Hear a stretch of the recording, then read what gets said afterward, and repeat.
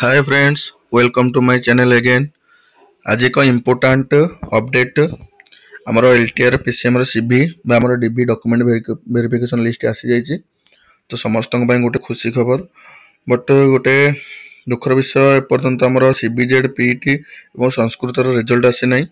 तो आपण मान समस्त अनुरोध कहीं सीबीजेड पीटी और Sanskrit result आसीनी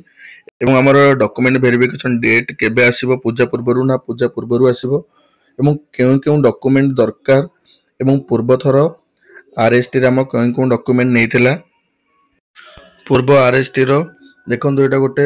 original checklist document आपण मानू समस्त को अपेक्षा करंतु एवं आमर वीडियो को स्किप न करके शेष पर्यंत देखंतु बहुत सारा इंपोर्टेंट अपडेट अच्छी एनालिसिस करबा आमर फाइनल मेरिट लिस्ट केते जीवो मार्क एससीबीसी यूआर तो आपण माने अपेक्षा करंतु वीडियो शेष पर्यंत देखंतु एवं वीडियो भल लगिले लाइक करिवे चैनल को सब्सक्राइब करिवे देखंतु ये वीडियोटी काली हमर आसी जाईची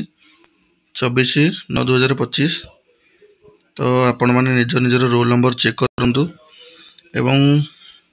आपण माने पैनिक होंतुनी जार रोल नंबर नाही तो आपण ट्राई करंतु भल भाव सर्च करिया पे एवं आपनकर आंसर शीट रे मार्क देखंतु काउंट करंतु आउ थरे चेक करंतु हमर कट ऑफ लिस्ट सहित आपनकर मैच करिछि ना नहीं तो आपण चेक करंतु तो ये होछि हमर डीबी लिस्ट पई हमर आसीथिबा मार्क तो आपण समस्त चेक करनंतु आपण निज निजर मार्क तो गोटे कथा पुराना हमर आरएसटी रे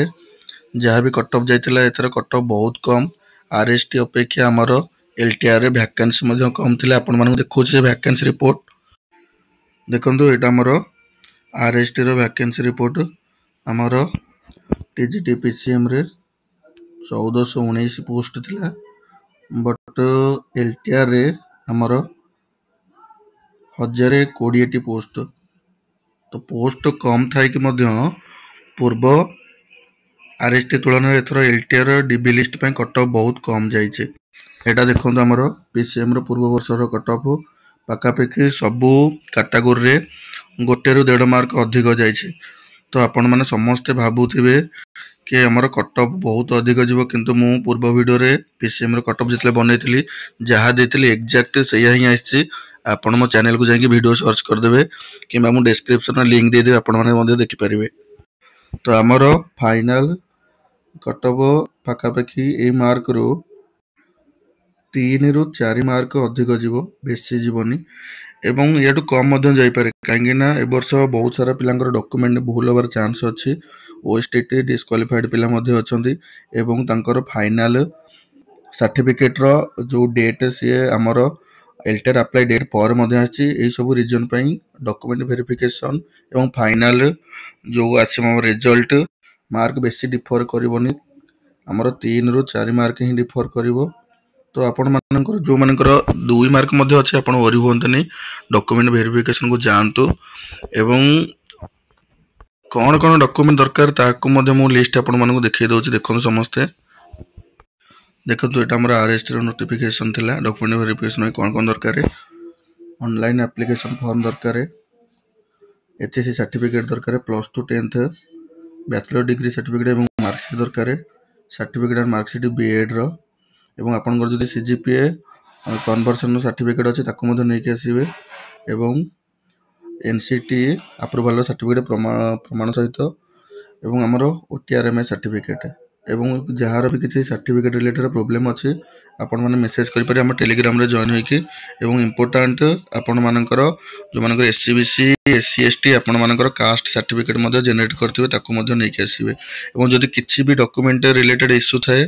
आपण टेलीग्राम रे मेसेज करंतु बा हमरो कमेंट रे मध्ये मेसेज करंतु मु आपन निश्चिंत सॉल्यूशन देबी देखंतु ए चेक लिस्ट आपण माने डॉक्यूमेंट वेरिफिकेशन टाइम रे ए चेक लिस्ट मध्ये भूलिबानी चेक लिस्ट को नै के आसीबे देखंतु चेक लिस्ट आपण मानकर ए सब डॉक्यूमेंट रे मु टेलीग्राम रे दे देबे आपण माने मध्ये देखि परबे कोन कोन दरकार तो कैरेक्टर सर्टिफिकेट दरकार ना नहीं सेटा गोटे इश्यू तो आपण माने कैरेक्टर सर्टिफिकेट रो फॉर्मेट मध्ये मु आपन शेयर कर देबी जे दरकार आपण माने नै आसीबे कैरेक्टर सर्टिफिकेट कोन कोन दरकार देखंतु वन सेल्फ अटेस्टेड फोटो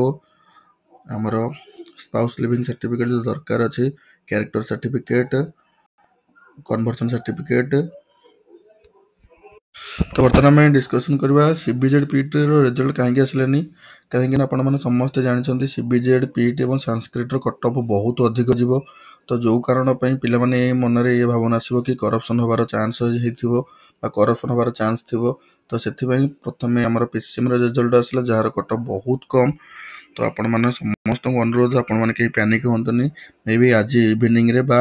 କାଲି, ତ ଏଟା ହିଁ ଫାଇନାଲ୍ କି ପୂଜା ପୂର୍ବରୁ ଆମର ରେଜଲ୍ଟ ଆସିବାର ପସିବିଲିଟି ବହୁତ ଅଧିକ ଏବଂ ପୂଜା ପରେ ହିଁ ଆମର ଡକୁମେଣ୍ଟ ଭେରିଫିକେସନ୍ ହେବ। ଡକୁମେଣ୍ଟ ଭେରିଫିକେସନ୍ ରିଲେଟେଡ୍ ଯାହା ବି ଆପଣଙ୍କର ଇସ୍ୟୁ ଅଛି ଆପଣମାନେ କମେଣ୍ଟ କରିପାରିବେ, ମୁଁ ଆପଣଙ୍କୁ ନିଶ୍ଚିନ୍ତ ସମାଧାନ ଦେବି। ଏବଂ ଆପଣମାନେ ସମସ୍ତଙ୍କୁ ଅନୁରୋଧ, ଆପଣମାନେ ଚ୍ୟାନେଲକୁ ସବସ୍କ୍ରାଇବ୍ କରନ୍ତୁ, ଭିଡ଼ିଓକୁ ଲାଇକ୍ କରନ୍ତୁ ଏବଂ ନିଜର ହ୍ୱାଟ୍ସଆପ୍ ଗ୍ରୁପରେ ମଧ୍ୟ ସେୟାର କରିପାରନ୍ତି। ଧନ୍ୟବାଦ।